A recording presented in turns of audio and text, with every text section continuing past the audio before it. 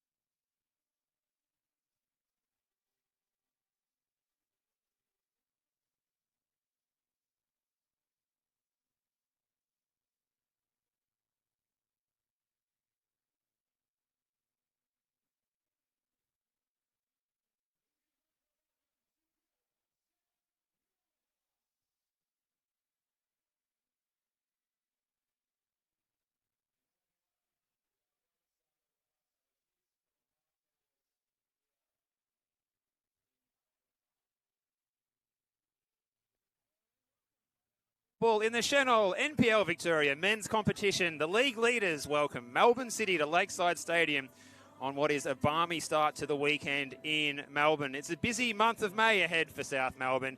Kicking things off tonight, the first of 5 games in the next 12 days. A win tonight, though, will sew up top place in the league for at least another week. Their commitments will not extend to the Doherty Cup, with the holders knocked out by VPL 1 outfit Bulleen Lions on Tuesday night. And it's been a long time between drinks for Melbourne City. No win in 5 since their belting of St Albans at Casey Field in mid-March. A win tonight would see Stuart McDonald's young group potentially jump back into the top 6. Thanks for your company on the broadcast. I'm Steve Curtin, and we're glad tonight to be joined by Oscar Rutherford. Good evening, Oscar. Good evening, Steve. Yeah, beautiful night for football, isn't it? Maybe the last one we'll get for a while, where it's lovely and warm, and should set us up for a really interesting and exciting game of football. As you say, 2 teams with very different positions, different ambitions, different amounts of things to balance in their season. South Melbourne, of course, here, there and everywhere, but big opportunity for them against a young Melbourne City team who've proven really tough to beat against a lot of more fancied opposition this season. So really looking forward to tonight. Absolutely right. Well, let's take a look at the starting lineups, and we'll jump into that South Melbourne team. So there's no change from that side that beat St Albans last week at Churchill Reserve, Oscar. No changes to the team that last run out there for South Melbourne in the league. 11 changes, though, of course, from that midweek Doherty Cup defeat. In goal for South Melbourne, as ever, number 1, Harvey Lopez. Number 3 is Jordan Lampard. 4, Marko Jankovic. Number 9, Geordie Swibble. Number 11, Yuki Uchida. Number 17, Thomas Yanakopoulos. 21, Seb Pasquale. 22, Max Mikola. 23, Jacob Eliopoulos. 24, Nawal Bernarda. And 27 is Jack Painter-Andrew. So unchanged for South Melbourne, but a couple of changes for Melbourne City, Steve. Yeah, that's right, Oscar. So they continue with a similar defence. Lockie Charles keeps his place in goal, and the defence, Ryan Carms and Jaden Nikoski in the centre of the back four. Peter Antonio and Isaiah Boston in the wide areas of the defence. The midfield consisting again of Christian Polyzoudis, Angus McIntosh and Beckham Baker. Coming into the attack, Tobias Servan, who came on off the bench last week. So is Lawrence Wong, and Roland Ballard, with 4 goals in the league this season, starts on the left wing. And City is in their all-black away kit tonight. South Melbourne in their famous royal blue. Glad to be back on home soil after their recent travels to Fiji and back home via Churchill Reserve in St Albans, and then playing a cup match on Tuesday down the road at JL Murphy. Up there, home away from home, as it were, on Tuesday. It wasn't a happy hunting ground for them, for the holders of the Doherty Cup in the last couple of years, but they're back at home tonight. They're kicking towards the lake end, the left of the screen that you're tuning in at home in this Senol NPL Victoria live stream. We hope you enjoy the action, and we hope this one offers up plenty of highlights as Lopez plays the ball forward. Just touching on quickly our match officials tonight is Ioannis Zizis is the man in the middle, so plenty of experience there in the match officials team as well. Tom Rushton, assistant referee, supporting him as well, as Vince Turcarolo and Maki Lucaris is the 4th official. So here's Ushida on the ball, trying to combine with Max Mikola. What can we expect to see tonight, Oscar, between these two sides? We know we haven't really seen them compete in NPL against each other, at least. We've only seen it in the Australia Cup with the A-League side of Melbourne City playing against South back in 2021. It's an intriguing battle, isn't it, to see how they match up? Yeah, and 2 teams who, week to week, you really don't know what to expect. For different reasons, of course. Melbourne City, the academy team, we see different amounts of A-League experience in the team on a week-to-week basis. And, of course, as you alluded to, South Melbourne with their multi-competition responsibilities. So you never really know. I'd say it's really tough to predict what we're going to see. But, of course, South Melbourne are top of the league, and that's because they're continuing to perform in this competition. Won 3 of their last 4 games in the NPL as well. So expecting, South Melbourne, of course, warm favourites coming into tonight's game. They've got the quality out there, plenty of the players out there who've been there, done that at this level. So a really good opportunity as well for Melbourne City, though. These are the kinds of games that you come to the top flight for, to come to Lakeside and take on some of the biggest and baddest in NPL Victoria.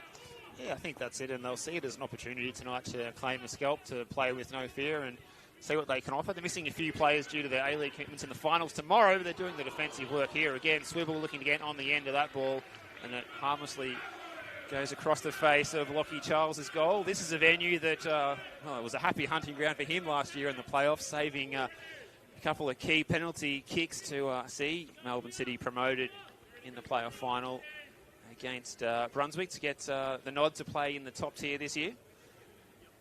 He's decked out in the all-pink tonight, and he's going to be setting up his defenders here as Seb Pasquale is over to take the corner kick. Two hands in the air, and he plays to that back post area. There was a south head on it, looked like Yankovic.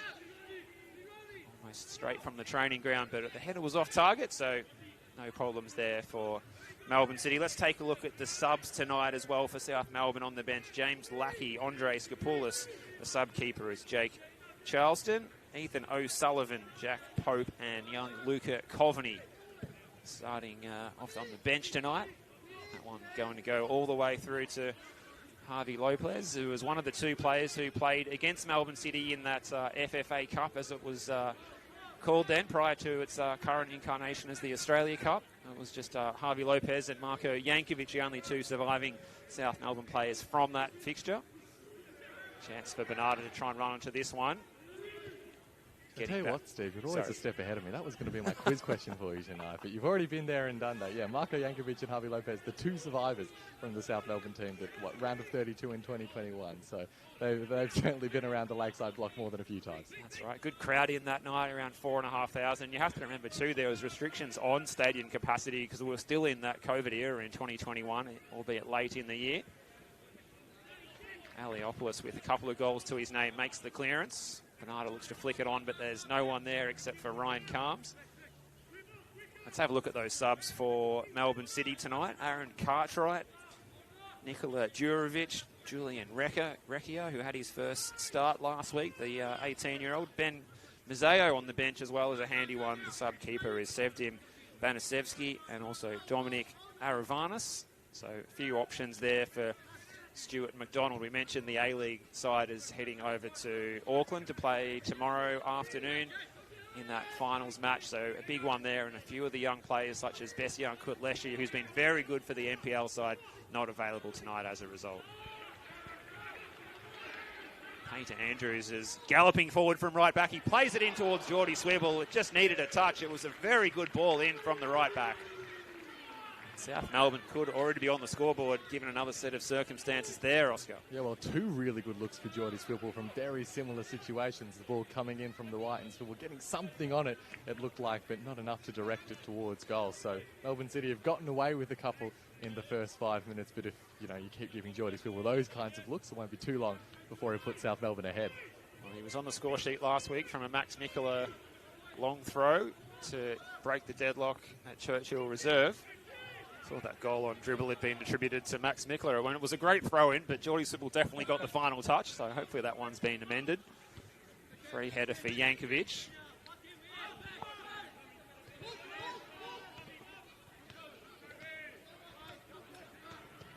It's away by Aliopoulos. Maybe that Max Mikler goal just a bit of an accumulation credit. He's played such an important role in so much of South Melbourne over the last 3, 4, 5 years. So getting some due reward for what he's done in an attacking sense for South with those long throws. Absolutely. We saw that. He took the first throw into the game on this broadcast side a short time ago, and he just wanted to knock it to a teammate who was close by, so he threw it in from about lane 4. So that's the strength he's got in those biceps and triceps, isn't it? In the trunk, he just needed to just take a bit of extra distance so that he didn't put a hole in the foot of his teammate with that throw in from a shorter distance. So 0-0 here. We've only gone just over 6.5 minutes at Lakeside Stadium. It's a very balmy evening as well. We've had a top of 27 today. Oscar, didn't get down to the beach after work on your way here? Didn't quite, Steve. Was very much enjoying the sunshine. And as you say, it'll be interesting to see how both sets of players rather adapt to the conditions. I mean, it's a beautiful pitch, of course, and it looks a wonderful spectacle this evening. And the way both teams are playing is made for a really engaging first 6-7 minutes. I mean, both teams really looking to get forward. We've seen Melbourne City not with a lot of possession, but when they do, they go forward quick and they're happy to go direct. They look up for the battle, Melbourne City. So it is, as we were saying, 23 degrees on kickoff here on the 1st of May. Don't adjust your dial there, that is actually the case. So if you're tuning in from interstate thinking that it's going to be freezing in Melbourne, it's certainly not the case. It's probably warmer here than where you are, unless you're tuning in from the tropics. The ball runs through harmlessly to Harvey Lopez. Lawrence Wong in the number 20 out there. He's been lively early, a really good inclusion into the starting 11 for City tonight for Stuart McDonald. Clarendon corner just starting to find voice and give some encouragement to the boys in royal blue. Yuki Yoshida didn't quite spring the offside trap there. Flag going up from the assistant on the far side. Well, I did just have a look for your edification, Steve, to say that in Cairns it's about 25 at the moment, and Darwin 27.5. So we're not quite there, but we're still doing pretty okay for Melbourne.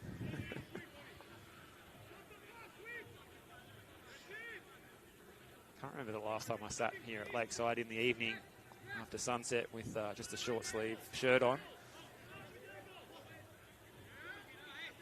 It feels like something of a collector's item. In fact, it feels unusual being here for a Friday night NPL Victoria match at Lakeside. It's a rare feat as it's played forward there by Melbourne City's number 2, Peter Antonio. And again, Harvey Lopez is not going to be challenged with that claim.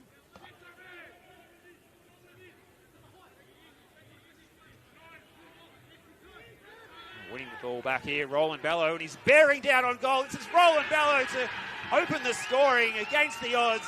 The youngsters from Melbourne City take the lead, and it's Roland Bello's 5th goal of the season, and the West Aussie is on fire in Victoria. Well, what an unbelievable moment, totally against the run of play. I think it was Jacob Eliopoulos just caught napping a little bit as he carried the ball out. Bello's jumping at the opportunity and then really taking the opportunity nicely. It's a shock lead for Melbourne City at Lakeside, and particularly considering how the game's gone in the first 9 minutes. It's been all South Melbourne, but it's Melbourne City who strike first. Well, it was their first attempt, their first genuine attempt on goal, and Roland Bello needed no second invitation. A moment Jacob Eliopoulos would wish he'd like to have again. The league leaders have got a little bit of work to do against the youngsters. Antonio, maybe even more here for City. The boys in the all-black looking resplendent out there. Peter Andrews with a decent first touch, and he plays it out to Bernarda. Under pressure from Boston. Good strong header by Calms. So will this spark South Melbourne into action? They certainly wouldn't have expected to be going behind. And will there be any ghosts from the game down at Port Melbourne the other night coming back to haunt them?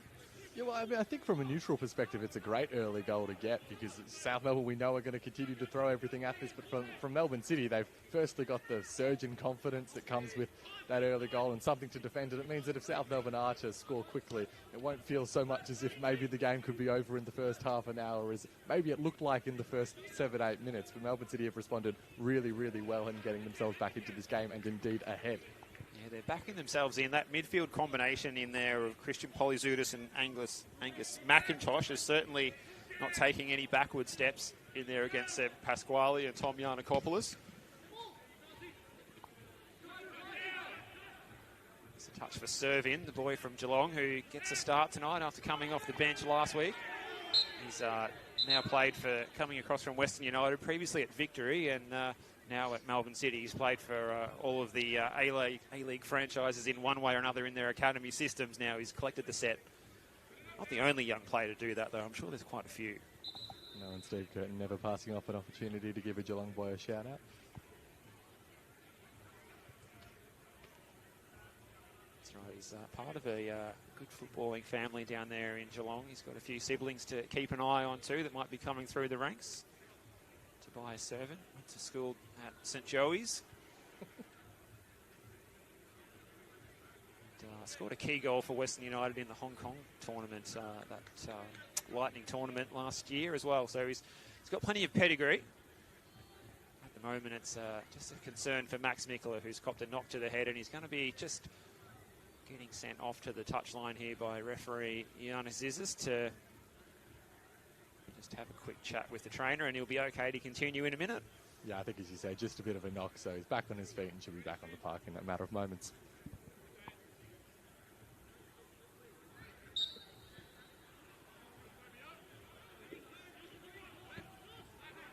Decent ball by Yannikopoulos.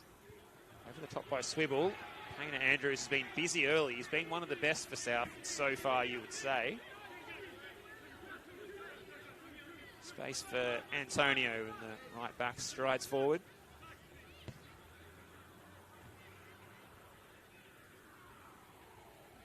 So a bit of a hush over the crowd here. The home fans, they didn't expect to be 1-0 down. What will Sinisa Hadzic be thinking at the moment with their busy schedule of fixtures that they have to come? They're heading over to Auckland on the weekend to kick off 3 matches over there as well. Oscar, it's a busy schedule. This is their 26th game this year.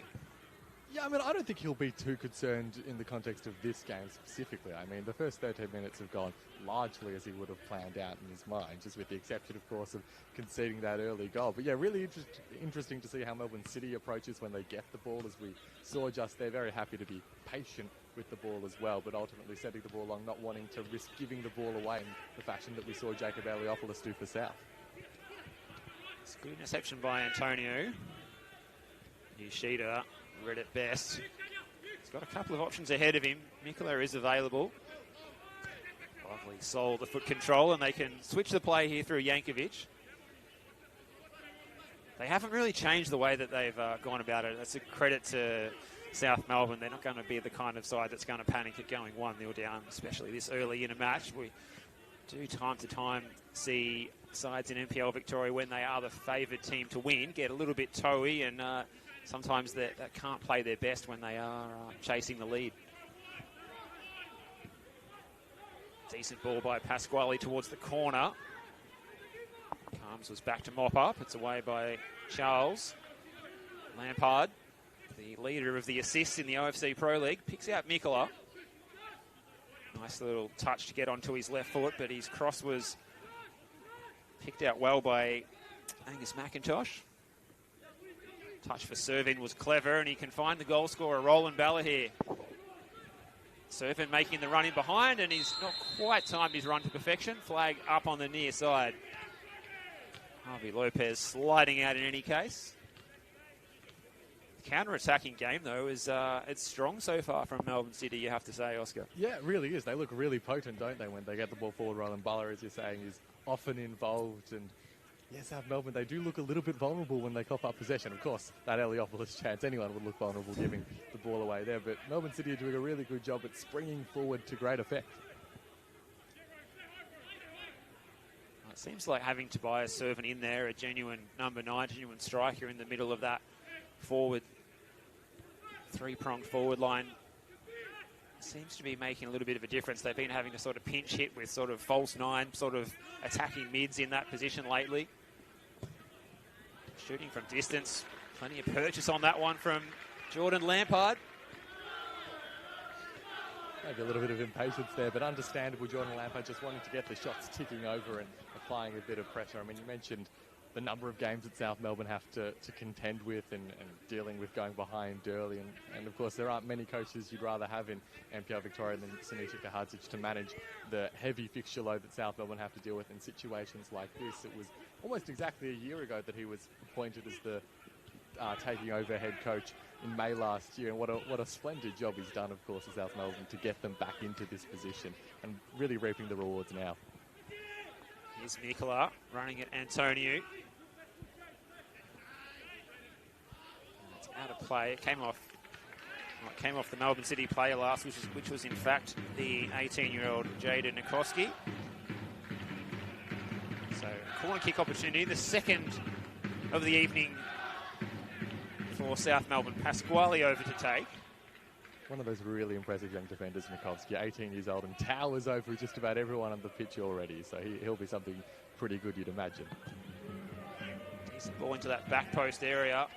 It's away, I think, by Carms, if not Nikoski. Those two central defenders, the tall timber, doing the defensive work against the team with more aerial prowess than anyone. Yankovic and Aliopoulos both amongst the goals every few weeks from these sort of set-piece opportunities. It's going to be the first long throw of the evening. Mikola launches it in, and it's a good claim. Easily claimed by Lockie Charles.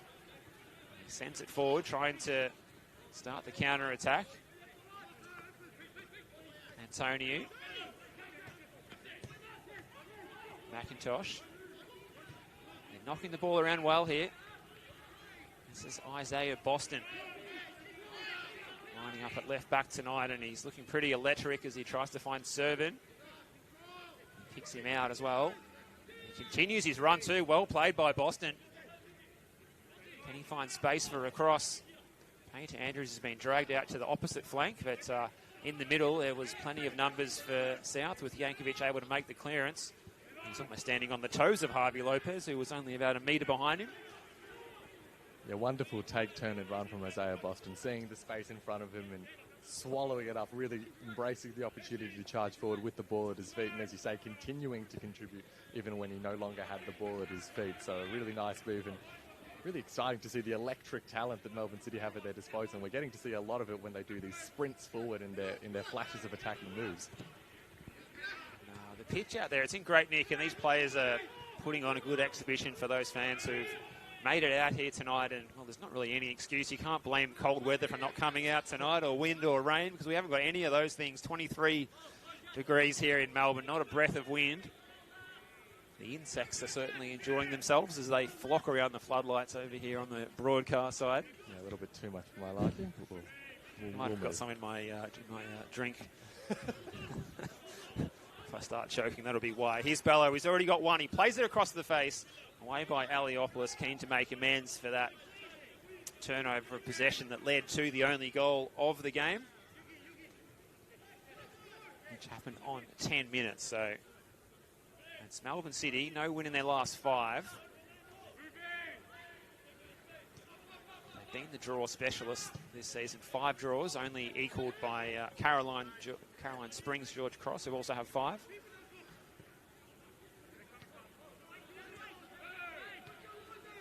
Here's McIntosh, able to turn and play forward and pick out Lawrence Wong.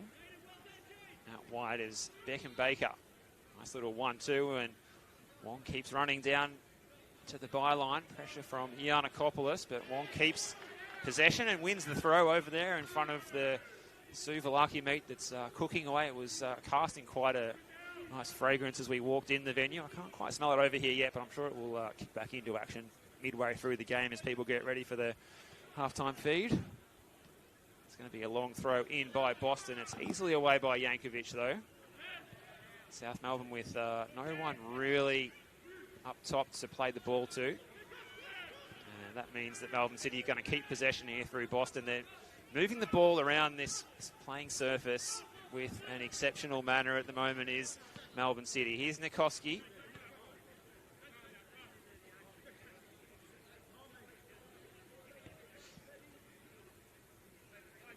You alluded to the aerial prowess that South Melbourne still possess, of course. It's such a fantastic game to have the centre-back pairing of Nikoski and Calms for Melbourne City, two towering, such physical presences.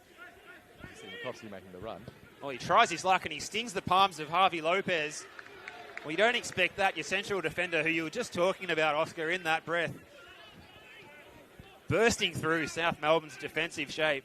And he nearly put a hole in the gloves there for Harvey Lopez.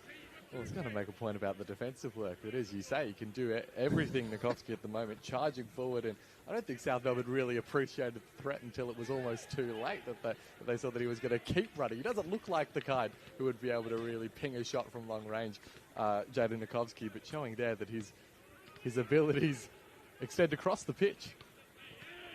Well, he just skipped past a couple of players. No one really came to him. I think they assumed that he was going to lay a pass off, being a central defender. That would be his responsibility, but he kept going and going as it opened up for him. So perhaps they're being told to stand off and not press Jaden Nikoski, but when he's getting into the final third, it probably is time to start the press. So South trying to work their way back into this one. They started the stronger in the first 5 or so minutes, but they've been stung by that goal from Roland Ballo, his 5th of the season. Sliding in was Bernardo, and he's copped a knock on the ankle for his troubles. Didn't appreciate that. And South get the free kick in the Melbourne City half. Yeah, Balla just leaving a boot in there, and Noah Bernardo worse for wear in the aftermath, but he's a tough cookie, the winger. We'll see if he requires any treatment before he gets back to his feet. Did look like one that wouldn't have exactly tickled. Yeah, he was fully committed at making that ball, Noel Bernardo. And just as he made contact with the ball, you see Balla just coming across. So Roland Balla, he's really come and planted his flag in the ground in the first 23 minutes here. A dispossession of Jacob Aliopoulos and slotting the ball past Harvey Lopez and leaving one on the enigmatic Bernardo. But it's in by Pasquale. It's a strong punch, the one-hander from Lockie Charles. Clears it all the way out to in front of the City technical area, and he's going to claim this one as well. So he's had a bright start to this match, Lockie Charles. He's just 19 years of age. He's not the tallest goalkeeper going around, but he's a good size for that modern-day hybrid goalkeeper that can play well with their feet and come out and claim. And yeah, he's been impressive so far. He's 19 years of age, so I guess he's probably stopped growing now, just about. Yeah, I mean, as you say, that was really well done, and not the first time this evening that we've seen him make a really strong claim in his box. Expecting that he'll be kept busy tonight by South Melbourne with the balls into the penalty area. But yeah, really easy, particularly as a younger goalkeeper, to maybe not have the presence and the control of his space that Lockie Charles just showed there. He got so much distance on that punch, it was quite impressive. He must have hit that one 25 metres through the air, so there was certainly no danger with that clearance. Played forward by Jankovic, looking for that direct ball, that familiar Jankovic up to Mikola combination. Melbourne City was onto it through Nikoski, but he gives away the corner kick, so another chance for the tall timber for South to come up and try and create something here. But so far their set pieces have been well managed by this Melbourne City side, which wouldn't have always been the case you would fancy against these sort of academy sides. The likes of Melbourne Victory in the top flight last year would be struggling in these sets of circumstances. Melbourne City, not so much, but we'll see if we put the curse on them here by saying that as they look to defend this Seb Pasquale corner kick. It's driven into that back post area. So Aliopoulos getting his head on it. No danger in the end.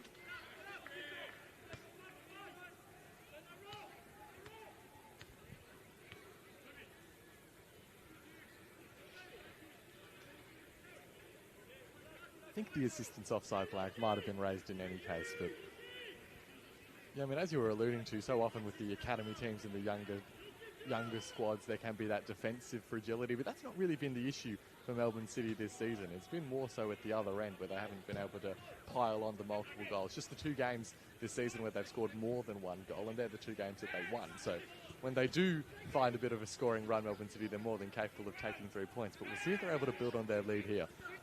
Here's another opportunity for Servin, and well played Harvey Lopez. It was a clever through ball by Christian Polyzoudis. Just about had the right weight on it and everything. Polyzoudis with one goal to his name this season for City. Another one of those players who came across from Western United's academy team last year. Here's Nikoski, space for him again. And he tries these luck again as well, that time from a little further out on the left foot, and it didn't quite have the same amount of purchase as that previous shot, which was the sound of the thud was echoing around the venue last time he hit that ball into the midst of Harvey Lopez. Nicola off the chest, but gives it away to Beckham Baker. Receives from Polyzoudis, goes to ground a little bit too easy. Yanni Zizza says, get back up as Ishida tries to play it out for the oncoming Bernardo. Boston got an all-important foot in. Touch for Swibble. He's got a 3-on-1 situation to contend with, though, and he's crosses straight into the side netting, so a disappointing attack in the end for South. Yeah, they do look just the tiniest margin off the pace, South Melbourne, just half a pace or so. Obviously rotated the squad so extensively throughout all the different competitions with Sinisa Kahadzic, but it does take its toll, of course, the amount of travel as well as the number of games that some of these players have had to play, and maybe just working their way into this one and struggling a little bit more than we might expect usually at this stage of the season. They might be a little bit lost, like this group of players. They played last Friday night at Churchill Reserve after getting back midweek that week from being in Fiji, and they This group hasn't fronted up for a match for a whole 7 days. It's probably a shock to the system. These guys that are playing tonight, apart from I think Ethan O'Sullivan on the bench, was not involved in the Doherty Cup round 5 loss on Tuesday night.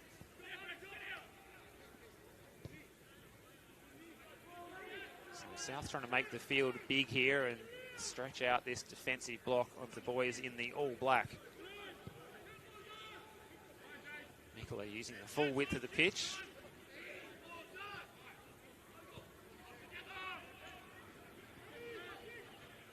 Around the grounds, Oakley Cannons have a 1-0 lead over at Green Gully Reserve. So Oakley Cannons, the side who was pushed to 120 minutes by State League 1 outfit Sydenham Park in the Doherty Cup round 5 on Tuesday night, having to play a little bit more football than they wanted to.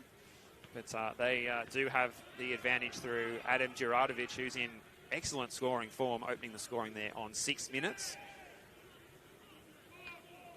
That other match tonight, Bentley Greens and St Albans, is yet to kick off. That'll be starting in half an hour's time. The late night shift there by everyone working at that venue.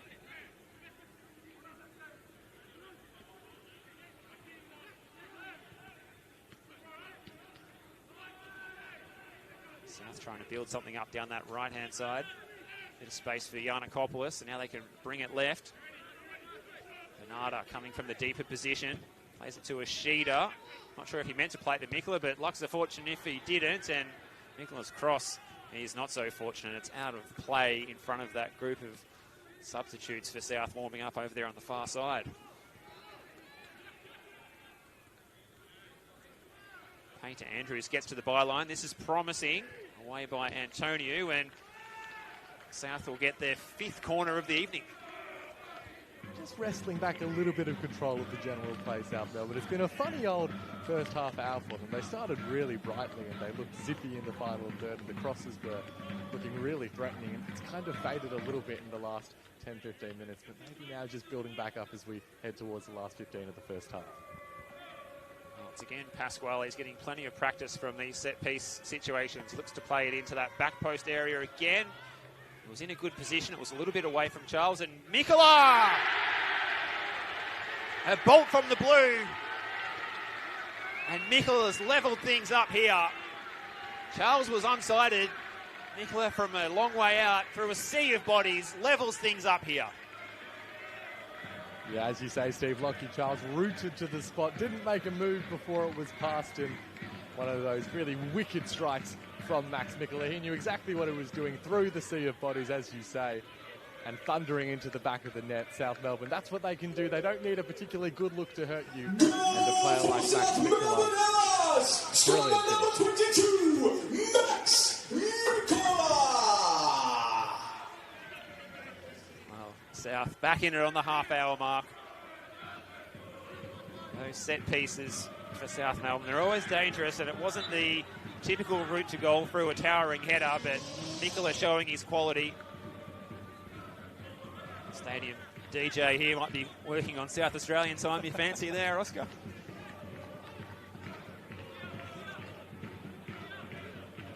No, but not just the players who are just working themselves back into the groove this evening. Well, the good thing is for this particular match, you could play that Zombie Nation song for either team's goal. So you wouldn't be wrong. It's like the broken clock that's right twice a day. So it's Wong standing over this one. Decent ball in. It's bouncing around on the edge of the area. It's back in by Roland Balla. Oh, acrobatic. It's not Tobias Servin who was up in the air. In fact, it was Nikoski who threw. No, it was Ryan Carms who threw himself at it. Lopez with the big save. From the snapshot from the far side, it looked like it came in from Beckham Baker, I think. He really leathered that one, Oscar. Yeah, it was a beautiful strike, wasn't it? And you saw the poise on the ball as well. That's one of your sure signs of a really technically sound player, the way he did that. And yeah, really moving through the air. I think Javi Lopez just grateful that the angle was so tight, so he was always favourite. It was definitely one to parry and not try and catch. I'm sure that, as you say, that was swerving in all directions as Lopez was seeing that one rush towards him. He's been an impressive player so far this season, Beckham Baker. He's one of those players, he can play anywhere in the front 3 or 4, it seems like, and he's always a threat the longer games go on. But a really good response from Melbourne City to having conceded that equaliser. I thought they did quite well after scoring the opening goal to continue to really build on that, and they had really their best spell of the game in the period after going 1-0 up. So to have been pegged back and now at 1-1, it's one of those psychologically challenging times in this game. But they look as if they're carrying right on where they left off. Melbourne City won't want to concede. Obviously, won't want to concede again the next 10 or so minutes and go in with the deficit at half-time. That will be a bit of a body blow after spending 20 minutes of this first half in the lead, courtesy of Roland Ballard's goal. It's he winning the header, but it's going back the way of Mikola here, the most recent goal scorer. Lampard's going to play this 7-iron ahead, and he picks out Yuki Yoshida expertly. Chance for Pasquale. Sections of the crowd thought that might have been going in too.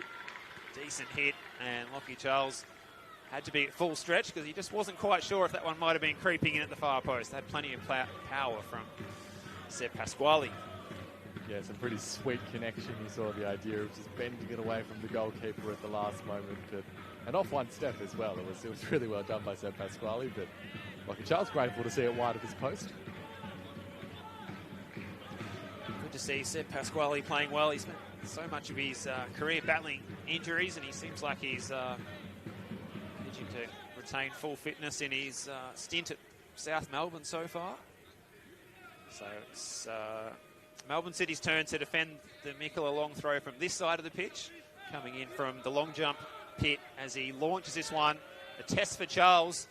Oh, and it's a good header away to save the day by Calms.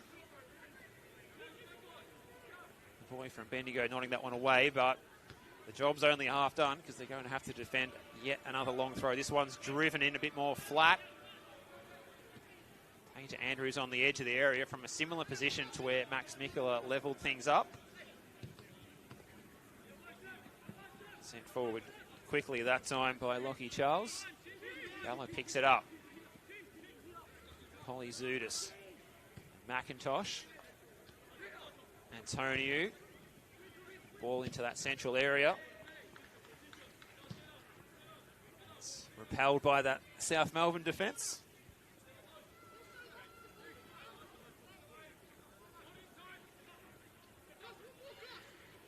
McIntosh. Boston's touch let him down, although it was a difficult one to control.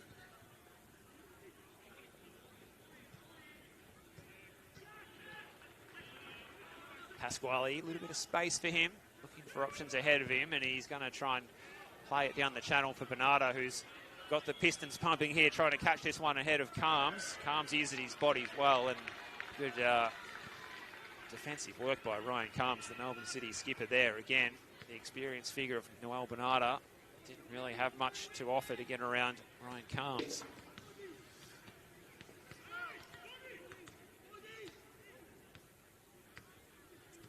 I don't know about you, Steve, but I've really enjoyed this first half. Still 10 minutes or so to go of it, but really clear game styles from both teams, not trying to do the same things necessarily, but both showing plenty of attacking ambition, and just the pitch and the conditions are making for a really slick game of football that's quite easy on the eye. Yeah, the fans are getting full value for money here, and you're quite right to point out that when Melbourne City took the lead, it was a good thing for the neutrals, and certainly back that up.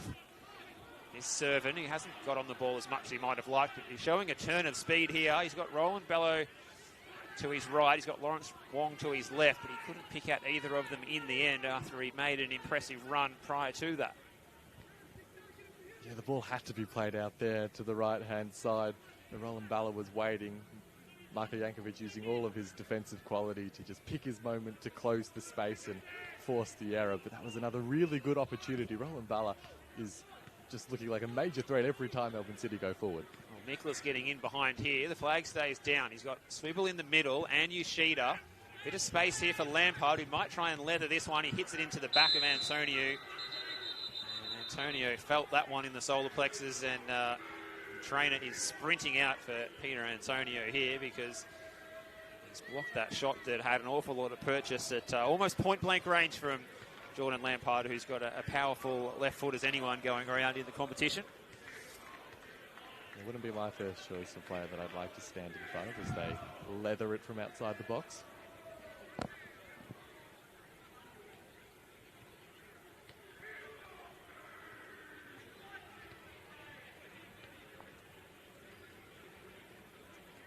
Does look as if Antonio just needed a few moments to recover and back on his feet. So hopefully nothing too serious, and we'll be able to continue play in just a matter of moments. Yeah, the trainer just checking out that he is all okay. Look, it looked like it might have been more into the back, just hit him in the traps there or somewhere, but it might have been a little bit higher in the neck. And then once we're in that region, medics are checking if there is any concussion symptoms, which looks like is what's been scanned for at the moment, but hopefully he's okay to continue. He's been enjoying himself out there so far tonight as Peter Antonio, the Melbourne City right back. He's been putting in a good shift, and looking forward to seeing what he can produce as this game goes on.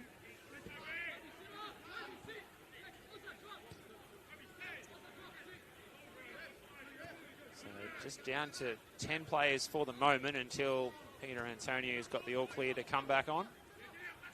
Still awaiting approval, so City's still down to 10 as they switch to play through Pasquale. Too much on it though, and Bernardo is running right through the advertising hoardings over there on the far side near the lake end gate.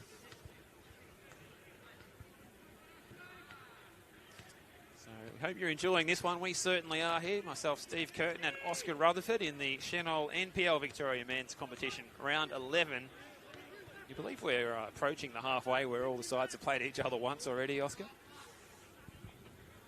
We'll just hold that thought because Roland Bella is getting in behind here. Perhaps he's been pushed off the ball by Jankovic.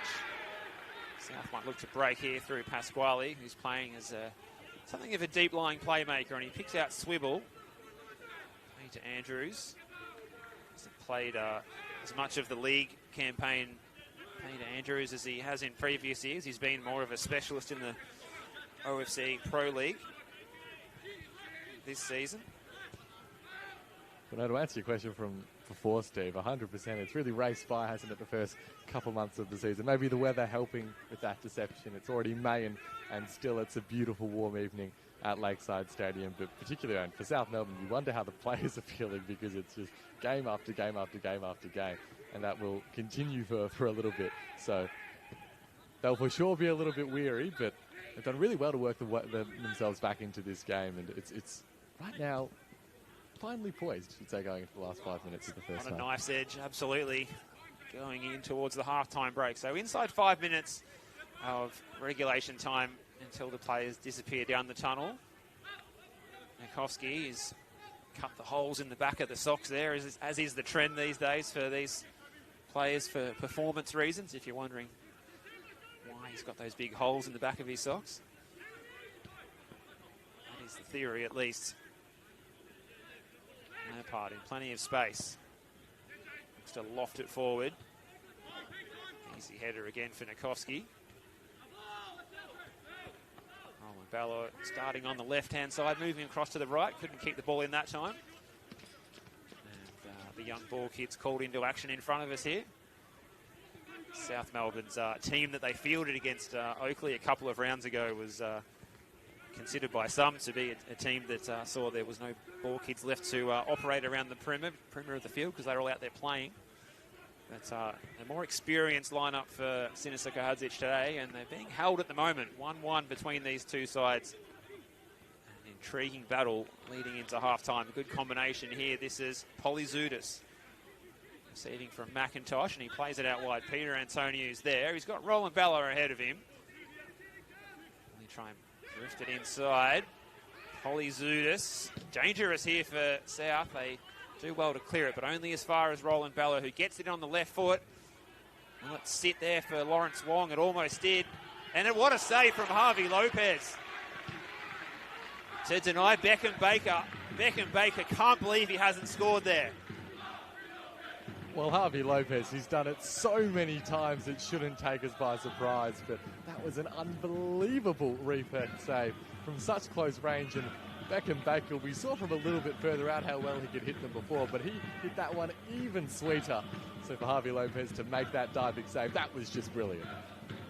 I have to say, I don't think that was just a matter of Javi Lopez making it look good with the dive. That might well be the save of the season that we've just seen there, Oscar.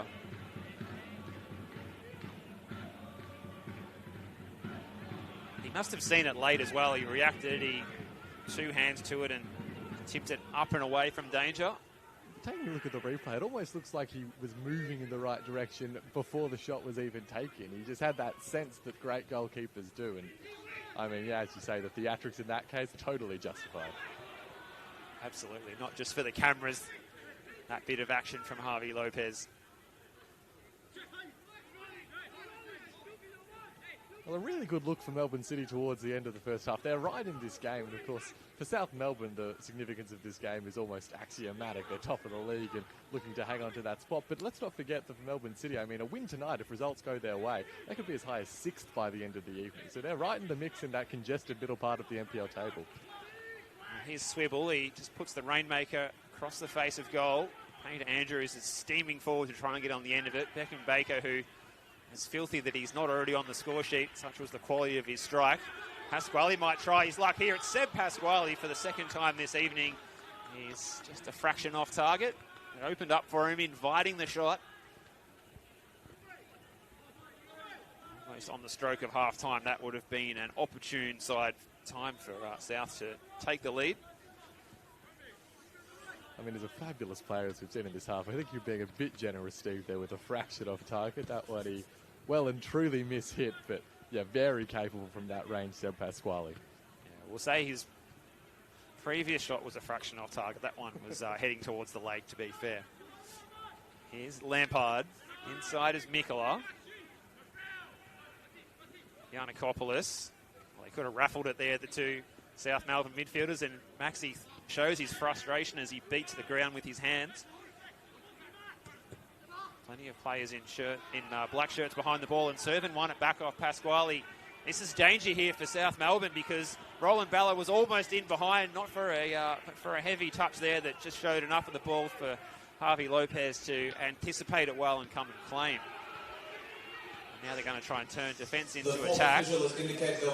Ishida across the face of goal. Swibble got a touch. He's appealing for a handball, I think, but it's going to be a corner kick going the way of the home side here, Oscar. Well, Sinisa Kahadzic is going to have a conversation about how significantly his team is being cut through on a regular basis, because while South have had the weight of opportunities in terms of quantity, there's no doubt that Melbourne City have had better looks at goal. They've had some really glorious opportunities to score a second, third or even fourth goal. And every time they do that break on the counter or taking advantage of South Melbourne's rest defence, they look really potent, and the pace in behind is causing some trouble. But it's South now with the corner and the chance to maybe snag a lead just before the break. Swung in by Mikola, high into the night sky, and Giannakopoulos was at the back post. It's going to be cleared away by Roland Balla. He's had a busy first half. Giannakopoulos, he might have almost had his shirt tugged there by Isaiah Boston. Jordy Swibble has had plenty of protests in the last few minutes. It's continuing the argument with Giannis Isis, who's quick to point out the correct blade of grass where Max Mikola can launch this long throw in. So hold on to your hats here as this one is sent into the 6-yard box.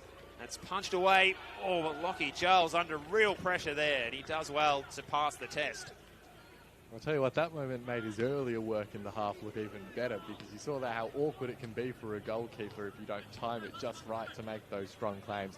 But as you mentioned, Steve, Thomas Giannakopoulos definitely did have a little bit of his shirt tugged on the way through just a couple of seconds before, and you wonder if he went down, maybe there would have been a different outcome. It's Balla playing across the face of the goal, and straight into the sponsors' soft drink bottle over there on the far side as no Charlie Leach in the matchday squad to take a drink from one of those after as part of a goal celebration tonight. So that'll just about do us for half time here at Lakeside, as Javi Lopez is just going to take some time off the clock, and referee Giannis Isis checks the watch. You say Melbourne City have just about edged the first half, Oscar? Would that be a fair summation? Yeah, well, look, as the halftime whistle goes, it's Half-time been in the very Senol even, hasn't it, NPLM all things Victoria considered. clash. The score is South Melbourne Hellas 1, Melbourne City FC 1. You'd have to say the Melbourne City, the chances that they've created have been higher quality. They've had the better looks at goal, and if we had XG on this game, you'd think that Melbourne City's would be meaningfully higher. So South Melbourne, even if they've probably controlled more of the play and they certainly created more opportunities in terms of the number of chances they've got, it's Melbourne City who've looked more likely to score the third. That's right, Oscar. Well, after a couple of early opportunities for Geordie Swibble, it was Roland Balla who stripped the ball off Jacob Aliopoulos and slotted the opening goal of the game on 10 minutes. And it took until the 30th minute mark for South to level things up. Max Mikola lurking outside the edge of the box, getting on the end of a second ball and lashing it through a crowd of bodies to level things up at 1-1. And then the biggest moment of the match in the last 15 minutes was Beckham Baker's rocket of a shot that required an exceptional save from Harvey Lopez to ensure that the sides go down the tunnel at 1-1 at halftime here in the Senol NPL Victoria Friday Night Football round 11 of the men's competition. And we'll be back after this short break. Looking forward to your company from myself, Steve Curtin, and Oscar Rutherford for what will be an intriguing second 45. It's all to play for at Lakeside at halftime. South Melbourne 1, Melbourne City 1.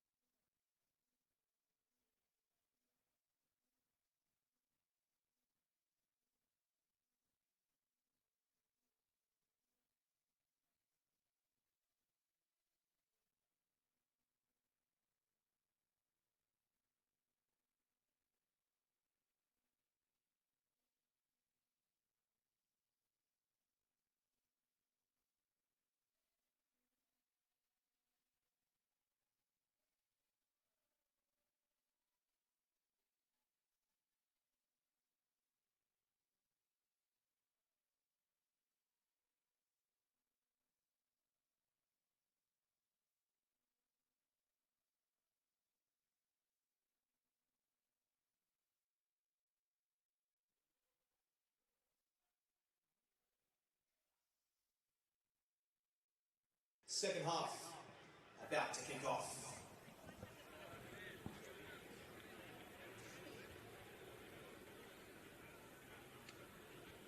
Hello and welcome back to Lakeside Stadium in the Senol NPL Victoria. Round 11 of the men's competition. Friday night football coming away on a balmy evening. It's low 20s here by Albert Park Lake. And we've been entertained by an excellent first half. The sides are locked at 1-1 after half-time. Roland Ballo opening the scoring. And then that goal was cancelled out by a excellent strike from Max Mikola from outside the area through a sea of bodies on 30 minutes after Ballo had scored on 10 minutes, capitalising on an error by Jacob Aliopoulos. So a change at half-time. Melbourne City bringing on the dangerous Ben Mazzeo out there in the number 29 jersey, and he's looking like he's going to play through the middle of the attack. Or they've turned it over here. Bernardo, Yoshida, they don't want to be caught cold coming out of the dressing rooms. Good save, Lockie Charles, and flag was up for offside against either Mikola or Swivel, lurking in an offside position beyond the defensive line of Melbourne City.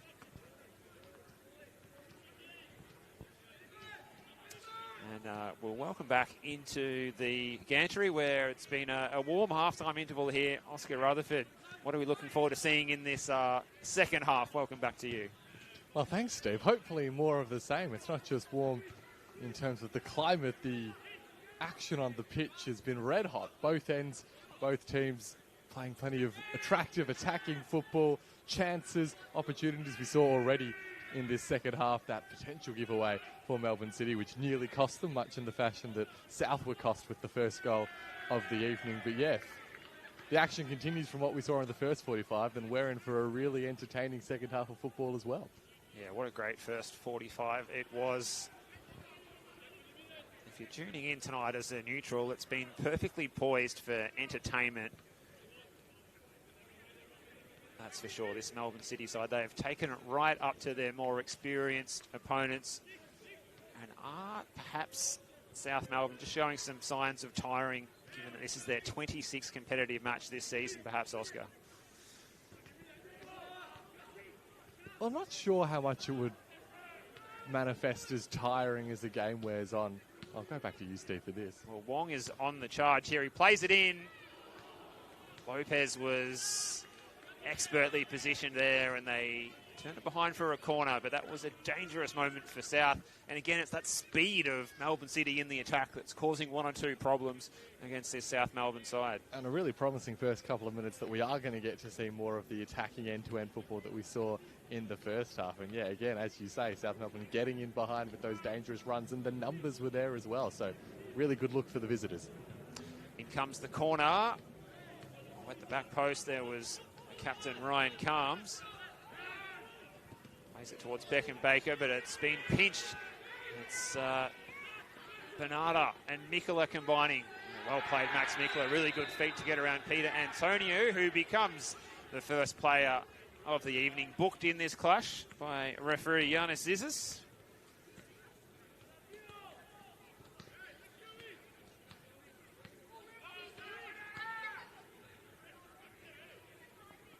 Well, a pattern of play there that we didn't see nearly as much in the first half, with South Melbourne doing the counter-attacking and Melbourne City scrambling to get back, and South Melbourne getting some reward, as you say, with the first yellow card of the evening.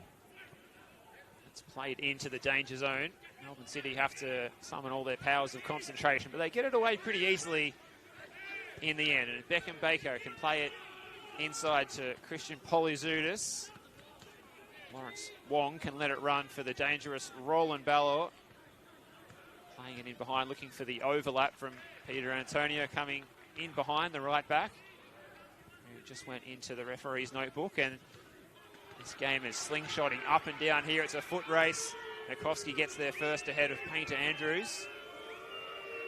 Lockie Charles enduring the boos and the whistles from the home fans, and courageous play there from Angus McIntosh as Yoshida goes in the book for clipping the heels of the young midfielder who was brave in possession there, Oscar. Yeah, he was, as was Lockie Charles, the goalkeeper, taking that turn with opponents bearing down on him. I think another one of those moments where the goalkeeper was made something look very simple that could very easily get dicey. But he's managed it with aplomb, as we saw, and Melbourne City escaping that one, navigating that one well. So some nice composure from the youngsters. Well, very similar to the style of goalkeeping we often see from Patrick Beach for Melbourne City in the A-League there. You'd probably say, Oscar, and he's not afraid of counting on his control and his passing range when he's got strikers bearing down on him there. He's Lockie Charles. So it's Isaiah Boston with the throw. Just looking for some movement ahead of him. Played a little 1-2 with McIntosh, but they can't maintain possession. Pasquale. Nicola playing more of a inside role in that number 10 area so far this second half.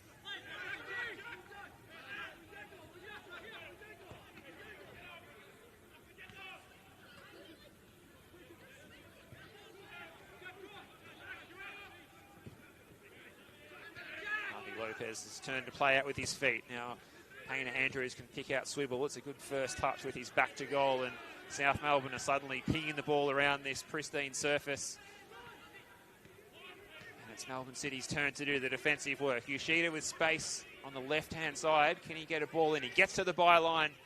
Well, he did well to get to the byline, but the cross had too much length and elevation. Mikola gets there, though. Pasquale. Still Seb Pasquale drives into the area. Well defended. He eventually gets the cross in on the left foot. Yoshida was the target. Just couldn't jump up high enough to get something on that, Yuki Yoshida, but well played, Seb Pasquale. Some very nice football there from South Melbourne. Jordy Swibble back to goal and helping set up that play with the link-up and the build-up play. Maybe something that we didn't see enough of in the first half. Swibble, most of his attacking moves were trying to time those runs for the crosses that were sent in. But yeah, maybe some instruction from Sinisa Kahadzic, a more controlled kind of build-up for South Melbourne in the attacking third. Well, he can play in that way, Jordy Swibble.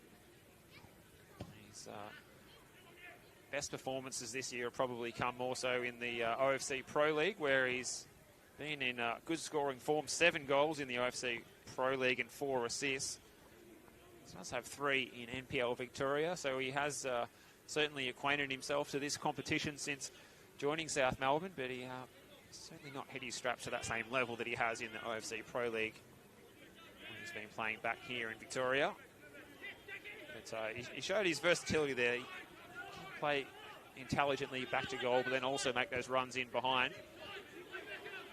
There's a problem here for Painter Andrews, who's hobbling up the track. He's feeling the left hammy, Oscar. That's not a good sign.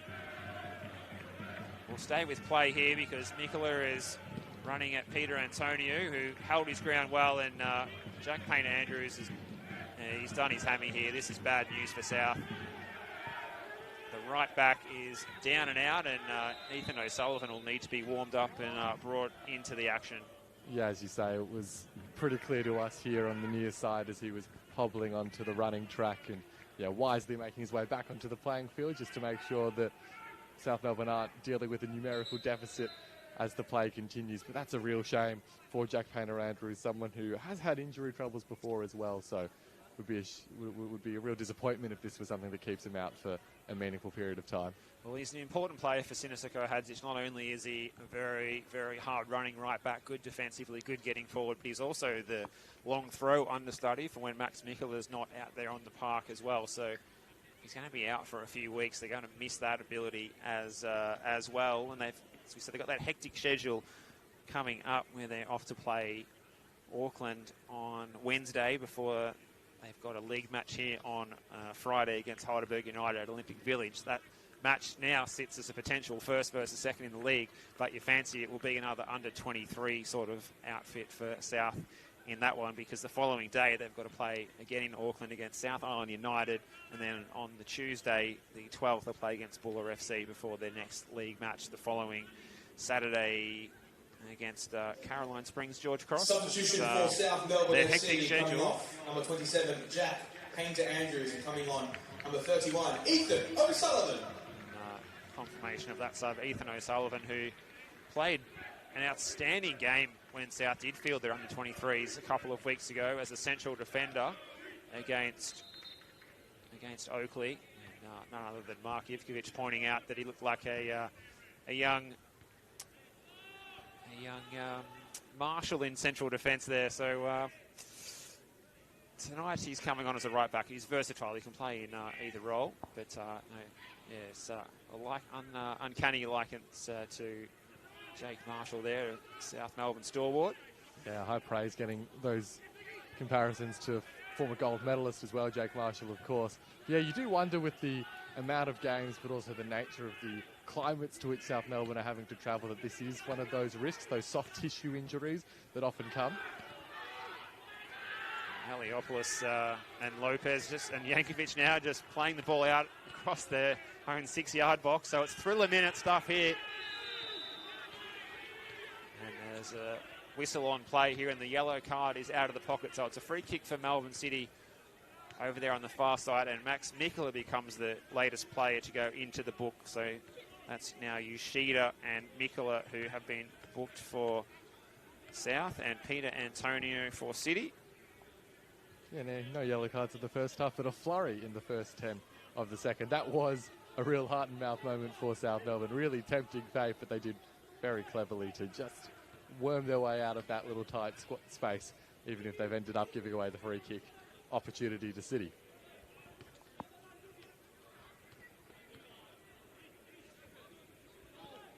So it looks like Lawrence Wong is over there to deliver this one in. The defensive line is just outside the penalty area.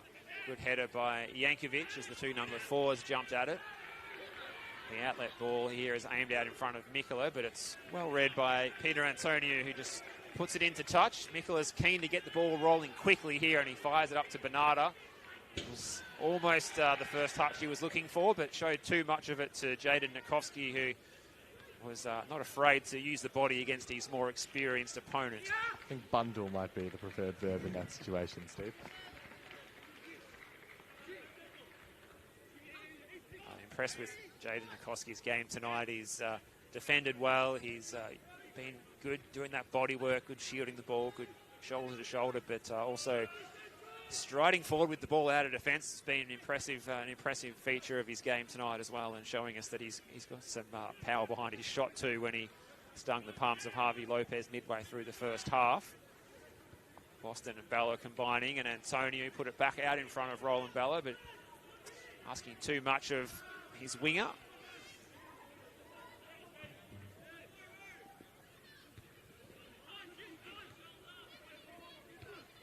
Header is by Aliopoulos, only as far as Isaiah Boston. McIntosh, and now Polyzoudis with the socks down, playing it up towards Mazzeo, the halftime sub. In the long sleeves and the pink boots, throwing the step-overs at Ethan O'Sullivan. Well, that came off the shoulder of Polyzoudis, but it breaks for... Oh, there's yet another potential head knock here from this time a South Melbourne player. I think it's Thomas Giannakopoulos who just copped the full force of that one from close range. Of course unintentional, but that one right into the side of the head. Very uncomfortable, so not surprised that the player is a little bit worse for wear in the aftermath. Well, it was building up nicely for Melbourne City down their left-hand side. Zayo showing how fleet of foot he is, and it was just, as you're right there, Oscar, straight into the scone from almost point-blank range for Tom Giannakopoulos.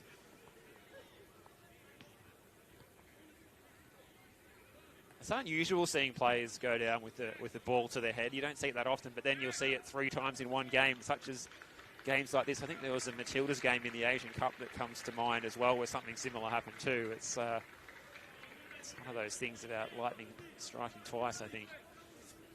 But if you're looking for the full list of perks of the weather being a little bit warmer, that's right near the top of the list, because those would sting a whole lot more if this were the kind of 12, 13 degree kind of Friday night that we might see in a month or two. It's almost something you'd rather not think about, that kind of pain, experiencing that, as Giannakopoulos is back out there from distance. Shot comes in and Harvey Lopez makes another parried save. That was from a fair way out as well. Here's O'Sullivan, clever turn, Finds Giannakopoulos, whose turn was even more clever under pressure from Polyzoutis. The ball still makes its way to Lampard. Jankovic, and Mikula is out hugging the touchline in front of the technical area. The move just breaks down, so good tempo in this second half, probably even more so than the first, Oscar. Yeah, just those couple of injury disruptions have limited the flow a little bit of the game, but as you say, both teams still hell to leather in the first 15 minutes. Look at Beckenbaker here, plays it inside. Lawrence Wong is there. And Melbourne City regain the lead. Beckenbaker finds Lawrence Wong. Goal scored by Melbourne City. And Melbourne City will say, well, that was coming. South Melbourne had switched off, and City took full advantage, 2-1 here. Melbourne FC coming off number 22, Max Mikula. Coming on number 13, James Lackey. Coming off number 3, Jordan Lampard. And coming on number 8, Luka Kovacic. And coming off number 4, Marko Jankovic. And coming on number 18, Andres Kapoulis. Well, as we see that triple substitution made, as you say, Steve, just really from nothing, Melbourne City getting reward for how ambitious and direct they've been whenever they've got the ball. They've thrown the numbers forward and they've reaped the rewards there. Coleman Wong arriving inside the area, and, well, a player of his quality always likely to finish off from that kind of range. And, well, Sinisha Karadzic, probably some premeditated changes being introduced now, but South Melbourne, once again, they've got a hill to climb. I think the shot from Wong might have taken a deflection to help it go past Harvey Lopez, but you can't emphasise enough the work of Beckenbaker down the left-hand side there. He picked the ball up near the halfway line and drove into the penalty area, found space for the cross, picked out Wong. And the young player of the month of February in NPL Victoria, Lawrence Wong, gets his first goal in the NPL Victoria. And albeit with the deflection involved, it's a very well-taken finish, and an important goal too, because it gives Melbourne City the lead here again for the second time tonight. And maybe even more here. He's onside.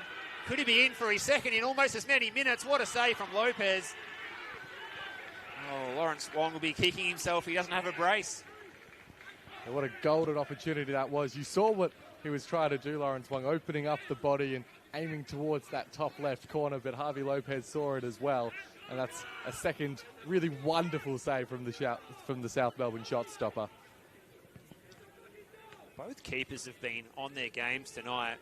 And I'm not sure what that says about the openness of this game, but it's been an entertaining one. And Lopez's positioning there was good, and it had to be. And there's another opportunity here for Baker, but he's going to be flagged for offside. He doesn't feel that he was past the last man when the ball was played, but nonetheless, that is the decision going the way of South Melbourne, who are going to get the ball going quickly. And now South, again, have got it all to do if they want to hold their spot at the top, at the summit of NPL Victoria amid their busy schedule. Here's Yuki Yoshida throwing the step-overs at Ryan Carms, who just kept his eye on the ball and won the ball back. O'Sullivan's header is a useful one. Yoshida's easily onside, and he can play it in towards Swibble. Can't get the header on target, but it'd come off Jaden Nikoski last, and good defending by him in that case. It's a corner to South. Well, it's been a good comeback from the hosts, but of course, Melbourne City, with the looks of goal that they've had in the last 5 minutes, South can't say that they haven't been warned, because it was happening throughout the first 45 as well. Those balls in behind the defence, the numbers running in.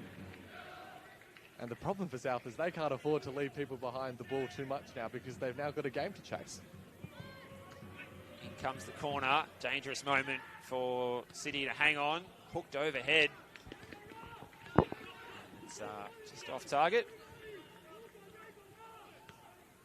South Melbourne making a flurry of substitutions after that Lawrence Wong goal as well, Oscar. It's hard to keep up with the amount of new faces that have been injected into the game. Well, if I was correct at the time, Steve, I believe it's Luka Kovany, James Lakay and Andres Kapoulis who have all come on for South Melbourne.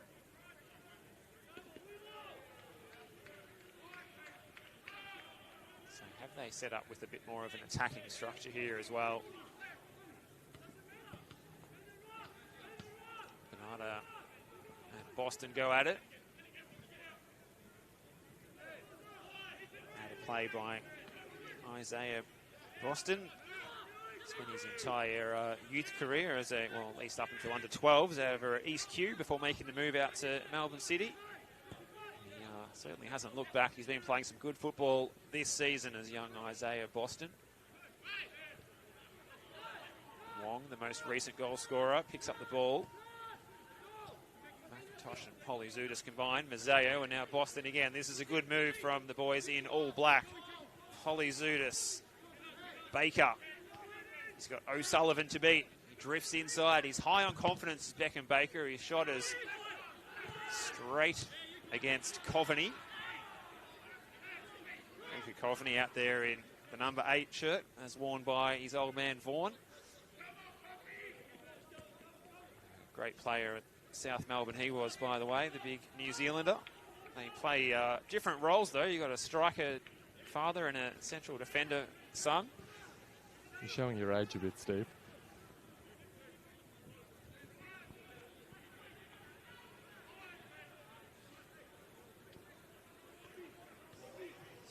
Substitution for South Melbourne FC, coming off number 21, Sebastian Pasquale, coming on number 99, Jack Pope.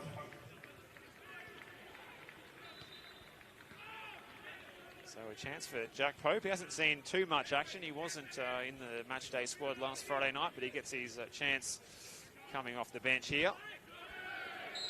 He came in on the bench at the expense of Charlie Leach, who come off the bench, scored last Friday night. Charlie Leach did feature in that Doherty Cup fixture on Tuesday night, starting in central midfield. So saw him at the venue earlier, but he's rested tonight ahead of the trip over to Auckland. And well, of course, with that change, it means Sinisa Kahadzic has emptied his deck of cards that he had at his disposal, not even halfway through the second half. No doubt that, in part, a need to rotate and give minutes to different players and rest others, but also a reflection of the fact that this game and the second half hasn't really gone to plan for Sinisa Kahadzic. His team still look vulnerable, and they need some way to wrestle back control of the general play.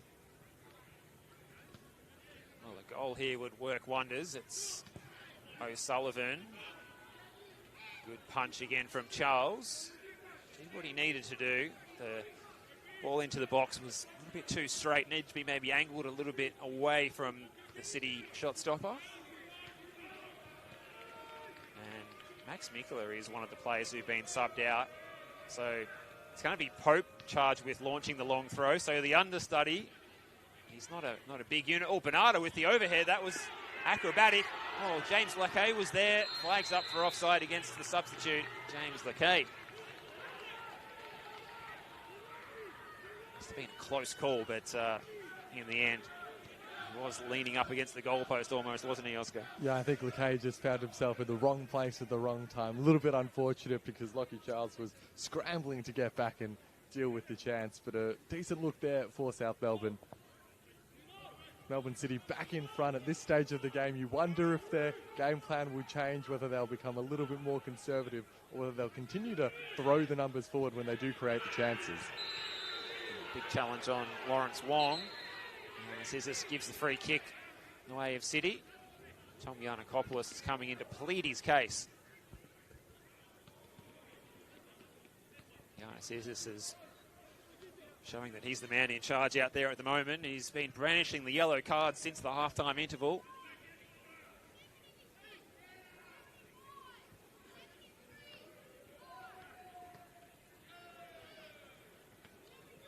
So there's a good feel about this one. And some of these South Melbourne players who've been brought into the game, Oscar, it's probably a chance for them to show their wares and try and push for a starting spot in the upcoming series over in Auckland. Yeah, it certainly is. I mean, the problem for South is, of course, that Melbourne City, when they're doing the attacking, look so potent. So even if South Melbourne, they look very capable of scoring a second goal in this game. The question is, can they keep Melbourne City at 2 to maximise their prospects at this stage when they're trailing, heading into the last 20 minutes of the 90? McIntosh's switch is cut off by the substitute Skopoulos, who's come on at left back, and he's full of running as Skopoulos. He plays it into the box, looking for Jack Pope, trying to combine with the other substitute. He couldn't quite pick him out. Here's James Lackey. Good ball in, Swivels there, and he couldn't get his header underneath the crossbar when he needed to. Great phase of play down the left-hand side for South, though, all the same. Well, that's now a hat-trick of golden chances for Geordie Swivel right in the box in front of goal.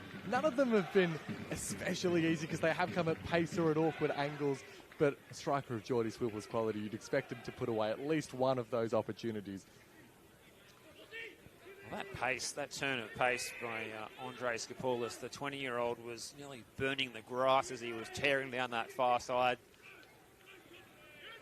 bringing the fans all the excitement and entertainment they wanted to see. Just needed the finish. Ball out this side to Polyzoudis. Does have one goal this campaign. He tries to curl it. It's straight at Harvey Lopez. The South Melbourne defence just continued to back off and allow him space to shoot there. And Sullivan's first time pass puts it out in front of Pope. Getting there first was Ryan Carms, and the boy from Bendigo did pretty well there. He plays it back to Charles, who was under a little bit of pressure from Swivel, but he didn't get flustered at all once again. Coveney's ball forward. This is Skopoulos.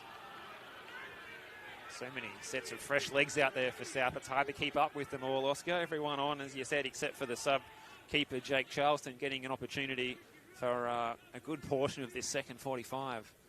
And the sub's always likely to be particularly important in this game just as a result of how high intensity the general play has been for 70 minutes now. So interesting to see how that affects this game. Fatigue for the majority of players who've been playing from the first minute, because it's not been a game for the faint of heart. It has been helter-skelter from the first minute. Spaces are certainly opening up out there as this game, the longer this game goes on. Here's Aliopoulos. Of course, Yankovic has been subbed out, so he doesn't have that experienced figure of Marko Yankovic next to him. Decision goes the way of South this time.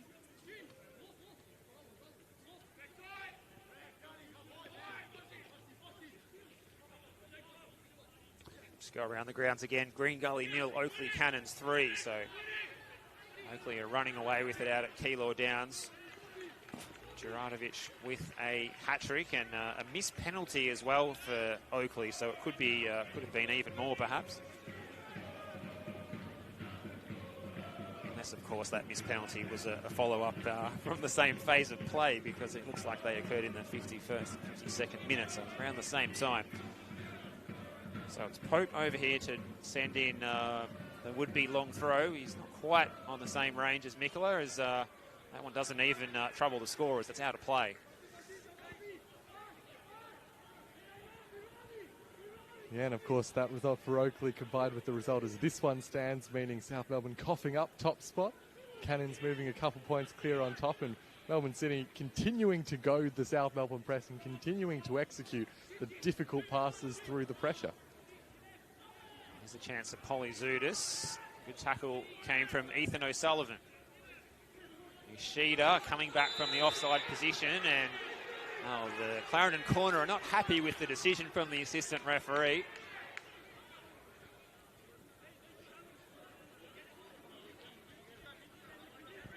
So it's the youngsters from from Melbourne City, should I say, that are the ones who are holding all the aces here at the moment. They lead this one 2-1. South are just starting to look a little bit frustrated with just over 15 minutes of regulation time to go before the added time at the end of the 90. Yeah, look, I'm prepared to give the assistant referee, the benefit of the doubt, but that didn't look offside to me. Maybe the reason for the consternation from South Melbourne in response.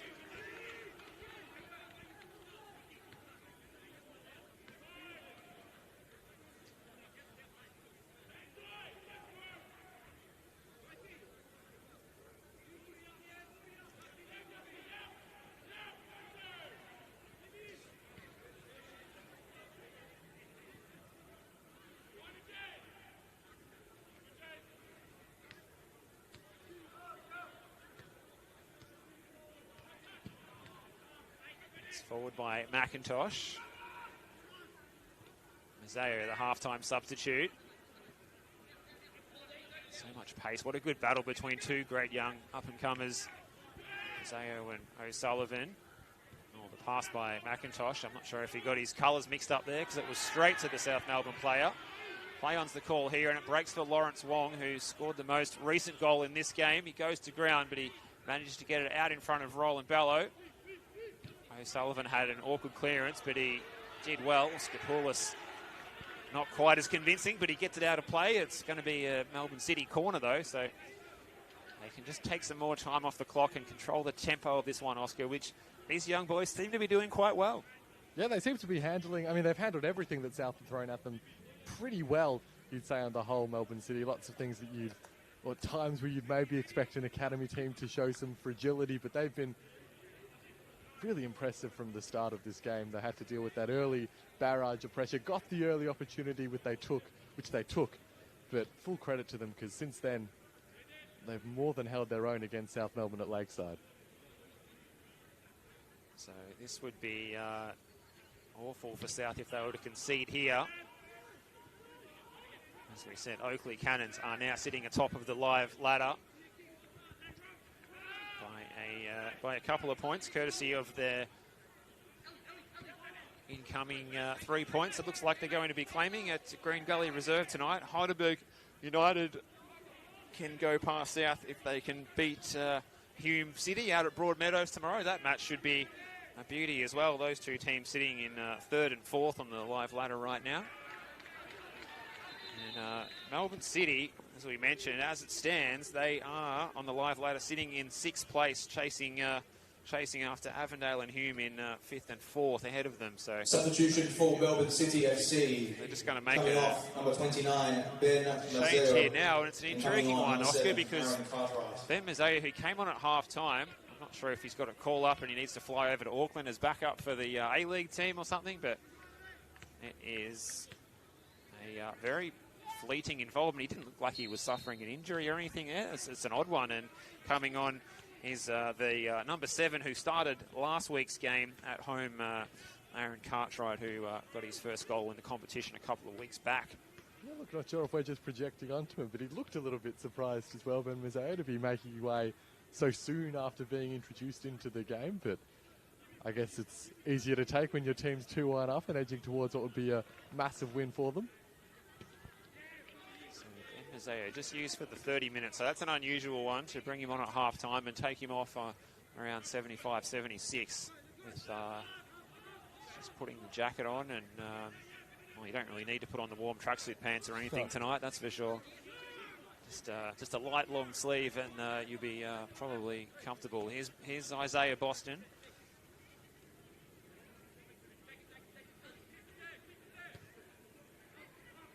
So many people were impressed with Melbourne City and surprised by how well they started the comp, getting a couple of wins on the board early. No wins in their last 5, but they're looking really good tonight, like they're still up for the fight in this NPL Victoria campaign.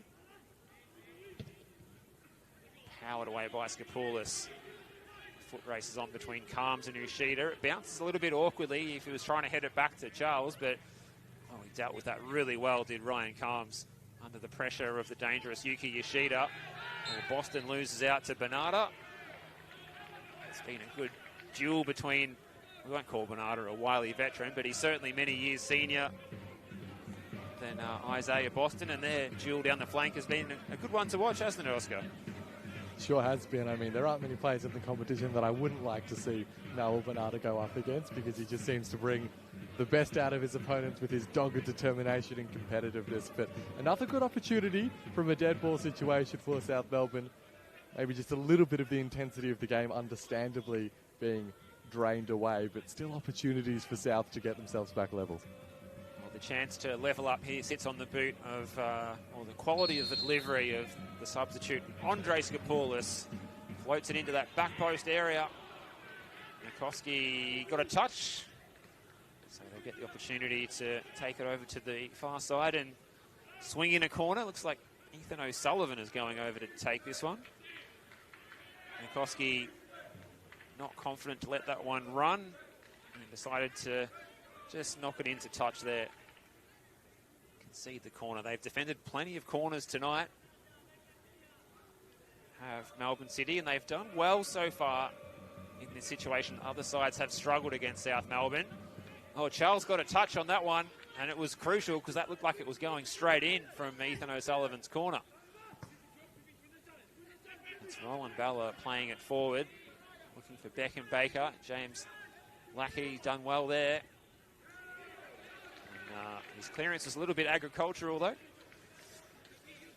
Yeah, well, Steve, as we head towards the final 10 minutes of the 90, and you look ahead, I mean, drop points for South Melbourne, never ideal, and facing down a potential loss, but their fixtures the rest of this month in the NPL competition are making up for some real tasty football. Obviously, you mentioned the game at the Village next weekend against Heidelberg United on Friday night. They've then got a home game against George Cross, but then to round out the month, games against Avondale and Hume. So other teams right near the top in the finals race. So the good news for South Melbourne is they'll feel very much that their destiny is in their own hands, and that if they play well, pick up the points, and the teams around them won't be able to overtake them, of course. But it does build the pressure on those fixtures and some really tough opponents on the horizon.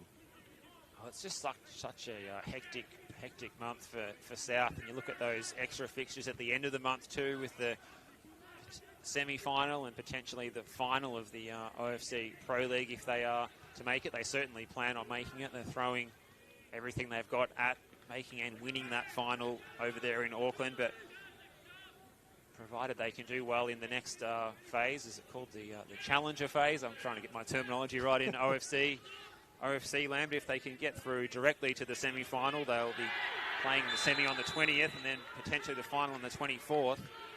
But if they have to go through the semi-final playoff to the play-in game to get into the semi-final, which could happen, they would have to play on the 17th as well as the 20th and then potentially the 24th if they want to make it to the final. So that on top of the NPL fixture, which will be coming in every weekend, will make them glad that they actually have exited the Doherty Cup as they did on Tuesday night. Here's Yoshida. Have South Melbourne got another goal in them yet, or a couple, to see if they can retain top spot in the league tonight? They'll need to pinch one soon. Swivel was the target of Yoshida's cross. It's going to sit for Jack Pope. Jack Pope has his shot cleared off the line by Ryan Carmes. Good defending by the young man. Yeah, it was really clever in the box from Pope, wasn't it? The way he just took a couple of extra touches to work his way around the on-rushing goalkeeper as well as another defender. And as you say, last line defending, keeping South Melbourne at bay for now. So up to the umpteenth corner kick here for South Melbourne. Skopoulos over to take the left-footed in-swinger again. A little bit of cramp setting in, and you're wondering why is there cramp happening at a night game in May? Well, it's 22 degrees here by the lake at Albert Park tonight. Beautiful conditions for the spectators, and well, perhaps even a touch warm for the players, as we do see a bit of cramp kicking in as the trainer is out with the pickle juice here to sort out that little problem.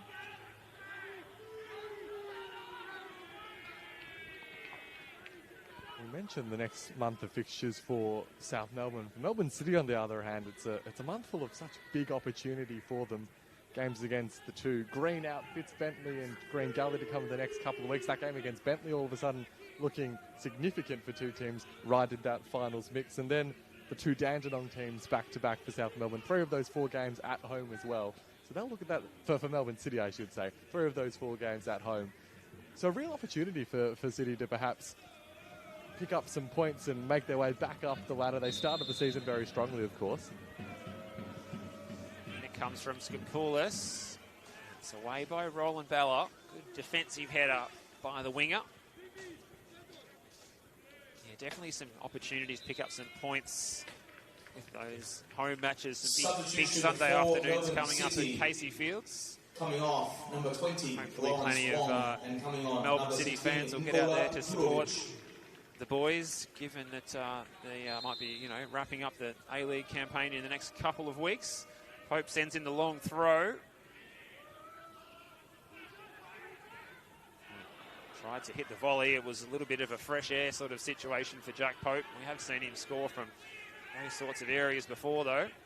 Ball over the top for Isaiah Boston. Well played, Harvey Lopez, coming 35 yards out from his goal to make the clearance. swivel, pulling out into the wide areas. We haven't seen him do that too often, and it's a good switch of play to find James Lackey out there. He's got Peter Antonio to beat. He drills it in across the face and doesn't find anyone in particular in the box. That latest Melbourne City player coming on, Nikola Jurovic, the 19-year-old. Made a couple of appearances in the matchday squad in the campaign in the VPL 1 last year. Come off the bench last week, gets his chance again tonight in the number 16 jersey.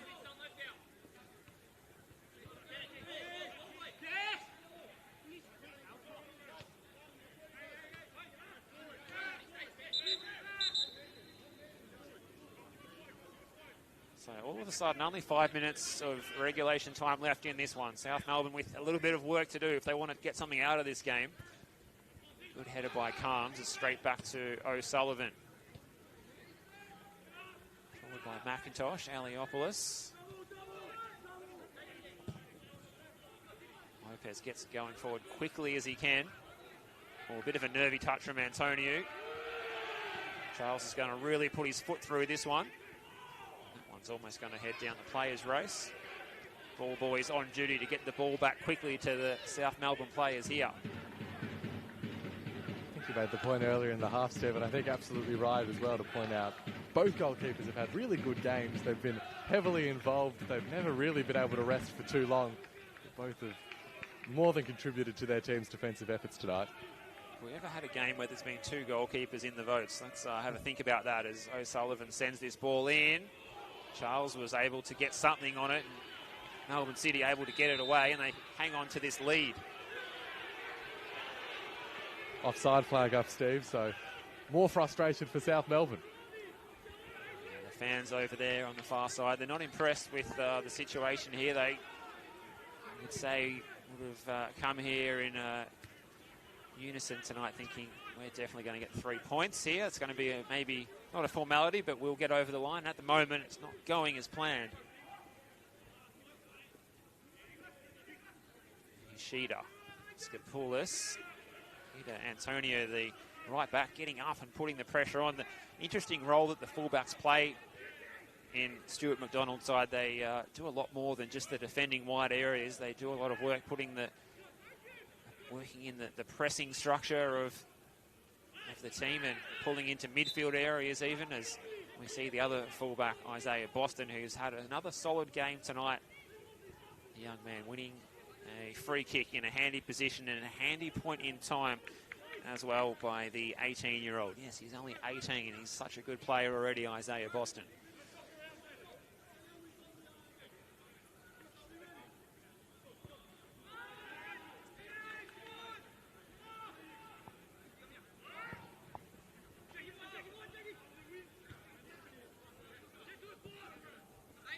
Bernardo controls it well.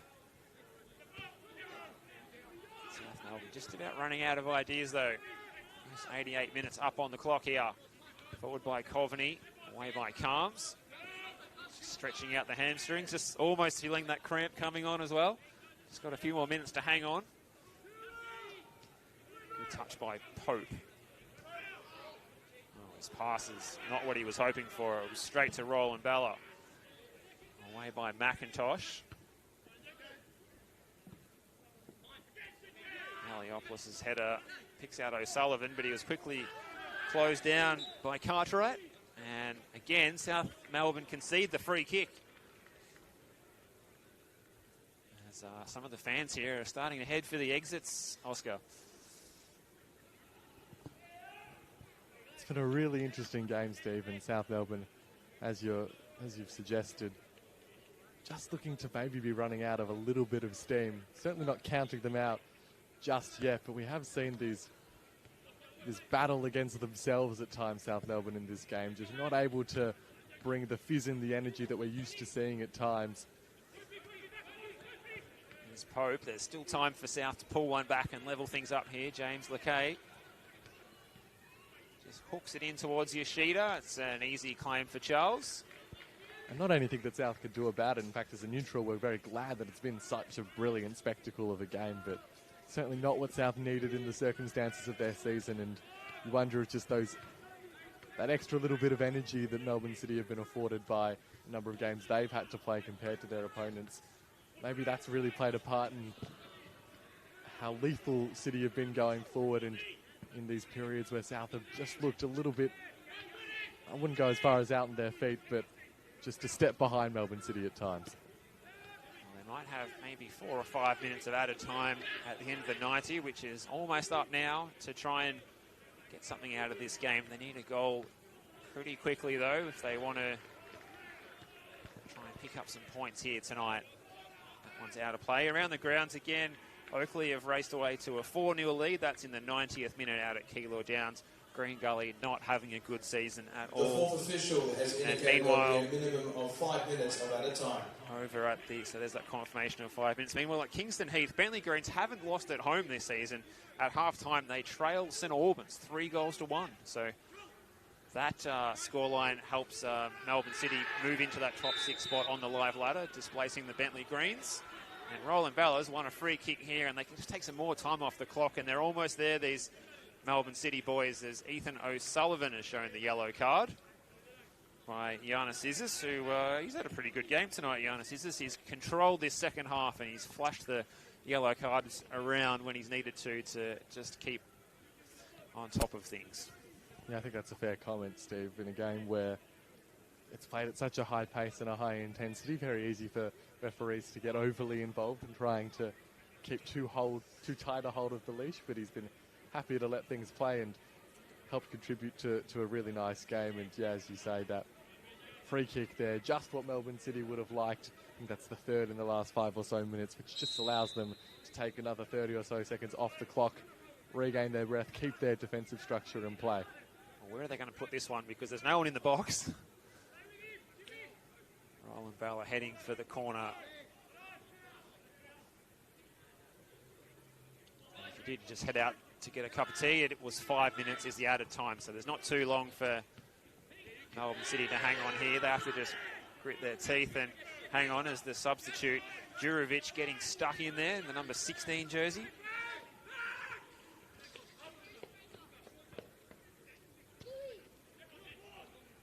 Giannakopoulos striding forward, floats the ball into the back post area.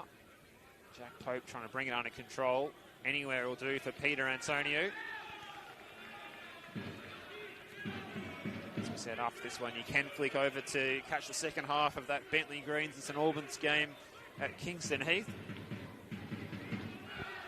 St Albans bringing perhaps a bit of a surprise, looking like they're going to get some points on the road down there at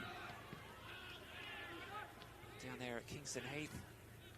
A place that's been hard to go for teams at the top end of the table even this season. Now, is there a chance for Melbourne City to close it out here? Good touch by Skopoulos. Cartwright giving chase, but Skopoulos has shown that he's got pace to burn tonight. Well played, Cartwright. He never stops fighting for the ball. And these Melbourne City kids, they haven't stopped fighting all night, and I think it shows with this 2-1 lead that they have. Yeah, and of course Melbourne City, they're no longer particularly in pursuit of a third goal, but that was a really good chance. They had what was almost a 2-on-1 with Baker and Cartwright charging forward, so Skopoulos had to do really well and did.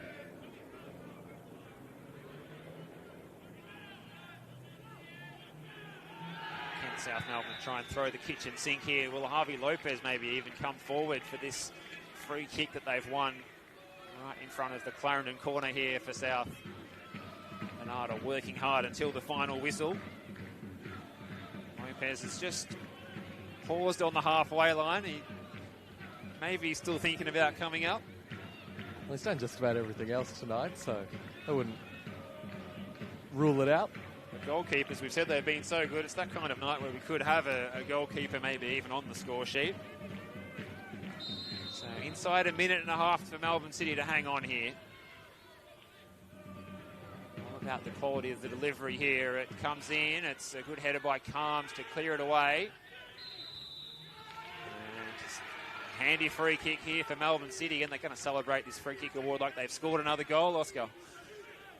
Yeah, once again, Melbourne City, they've done a really nice job at putting themselves in the good positions and tempting South Melbourne if they were a little bit sloppy to give away the foul, and that's That's what we've seen on a number of occasions in this last 5 or 10 minutes. So that's certainly helped Melbourne City's cause. And you reckon there's maybe one more good look for South Melbourne left in this game with about 60 or so seconds left.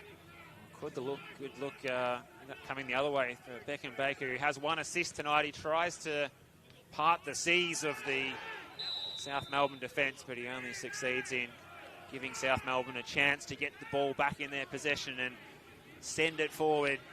Last roll of the dice here for Harvey Lopez and this South team. Oh, it's a good header by Nikoski. Smashes it back the other way. It's picked up by Pope. Here's Yiannakopoulos. In fact, it's Coveney. Skopoulos drives it forward.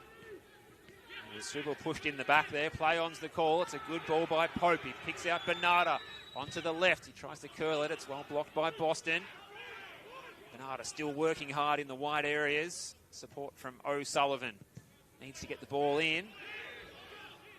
Oh, was that a handball perhaps by the youngster there? He got it away. That was Polyzoudis with the clearance under pressure, and that is full time here at Lakeside. At Melbourne City, they've struggled here into the inner city, and they've planted their flag in the ground here. A statement win against a strong South Melbourne lineup, 2-1. And this will be a result that'll be raising a few eyebrows all around NPL Victoria, Oscar. Well, a fantastic game of football we've been treated to on this Friday night. Full credit to Melbourne City. It's hard to argue that they don't deserve the win either. They were, of course, clinging on for the last 15 or 20 minutes, but they got there in the end.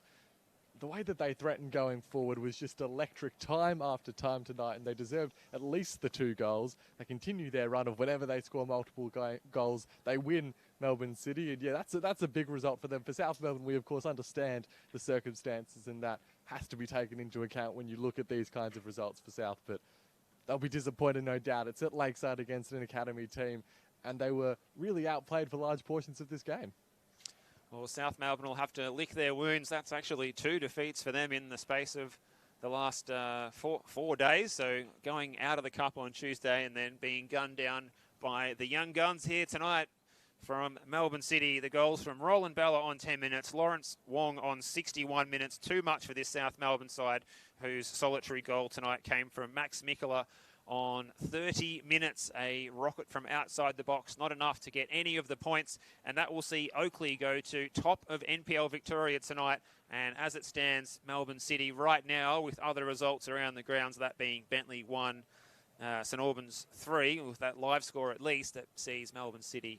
They started the season well. They get their 3rd win, and they're back in the 6, and they deserve it. And they got some good fixtures coming up, Oscar, to get some more points as well. Yeah, really exciting month for Melbourne City coming up. Really good opportunities to put more points on the board. That game against Bentley next week looking really exciting for 2 teams right on the cusp of the top 6. We'll see throughout the rest of the night how Bentley go in their game, having a bit of a mountain to climb. But yeah, for South as well, they've got some massive fixtures coming up across all of their different competitions. So plenty to look forward to for both teams. Exciting stuff there. 4 big games coming up tomorrow. Hume City and Heidelberg United. That's at 2 o'clock. That should be a beauty. Also, we've got Avondale against Caroline Springs George Cross. A big one down in the southeast. Dandenong Thunder hosting Preston Lions. And then the later kickoff tomorrow evening is Altona Magic and Dandy City. Have you got a pick of one of those games for us, Oscar? I've got a feeling which one you might go with. Well, you've put me on the spot. It's a wonderful roster of games, as you say. I mean, it's a full afternoon of NPL Victoria football. You're going to make me pick one of those? I mean, I am looking forward to the Hume Heidelberg game. That does look like a cracker, Steve. Me too. That should be a beauty. We'll make sure you don't miss any of the action in the Senol NPL Victoria. Thanks for your company tonight on the live stream on Friday Night Football.